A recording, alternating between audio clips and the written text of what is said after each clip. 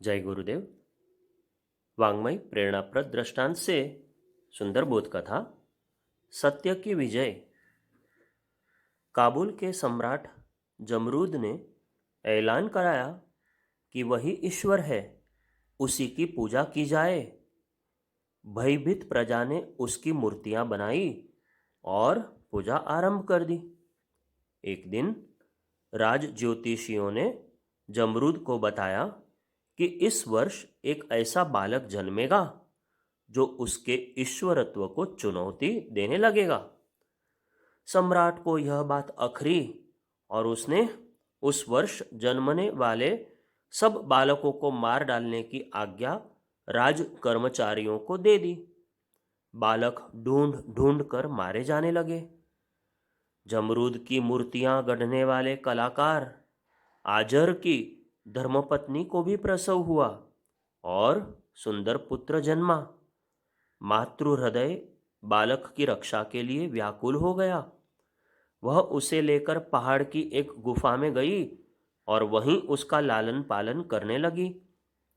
बालक बंद गुफा में बढ़ने लगा। धीरे धीरे वह 5 वर्ष का हो गया। एक दिन उसने माता से पूछा, हम लोग जहाँ रहते हैं क्या उससे बड़ा इस दुनिया में और कुछ है?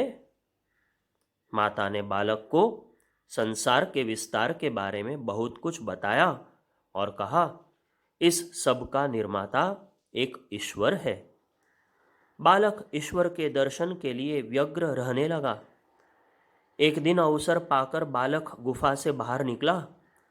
सबसे पहले उसने उन्मुक्त आकाश को देखा। रात्रि का अंधकार छाया हुआ था। सबसे पहले एक चमकता हुआ तारा दिखाई दिया। बालक ने सोचा, हो न हो यही ईश्वर होगा। थोड़ी देर में तारा अस्त हो गया और चांद निकला। बालक सोचने लगा, कम प्रकाश वाला तारा ईश्वर नहीं, अधिक चमकने वाला यह चांद ईश्वर होना चाहिए। थोड़ी देर में रात समाप्त हुई, चंद्रमा डूबा और सूरज निकल आया और दिन गुजरते गुजरते उसके भी डूबने की तैयारी होने लगी। बालक इब्राहिम के मन में भारी उथल पुथल मची। उसने सोचा, जो बार बार डूबता और उदय होता है ऐसा ईश्वर नहीं हो सकता। वह तो ऐसा होना चाहिए जो न जन्मे और न मरे। विचार ने विश्वास का रूप धारण किया। ईश्वर का स्वरूप उसकी समझ में आ गया। इब्राहिम ने ईश्वर चिंतन का व्रत लिया और साधुओं की तरह न जन्मने और न मरने वाले ईश्वर की उपासना करने के लिए प्रचार करने लगा। जमरूद को पता चला कि उसकी सत्ता को चुनौती देने वाला कोई फकीर पैदा हो गया है, तो उसने इब्राहिम को पकड़ बुलाया और अनेक यंत्रणाएं देने लगा। जब इब्राहिम के विचार नहीं बदले तो उसे जलती आग में पटक कर मार डालने का आदेश हुआ।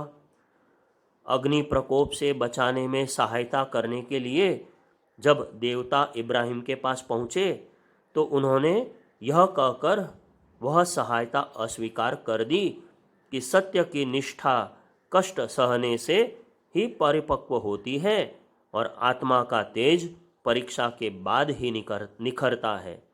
मुझे अपनी निष्ठा की परीक्षा कष्ट सहने के द्वारा देने दीजिए। मेरा आत्मबल विचलित न हो। यदि ऐसी सहायता कर सकें तो आपका इतना अनुग्रह ही पर्याप्त है।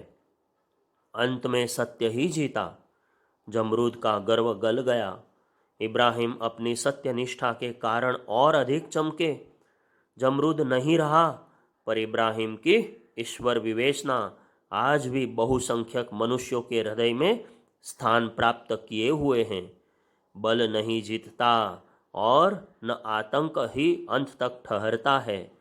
असत्य कितना ही साधन संपन्न क्यों न हो, वह सत्य के आगे ठहर नहीं पाता। साधनहीन होते हुए भी सत्य सुसंपन्न असत्य से कहीं अधिक सामर्थ्यवान होता है। विजय असत्य की नहीं, सत्य की ही होती है। जय गुरुदेव।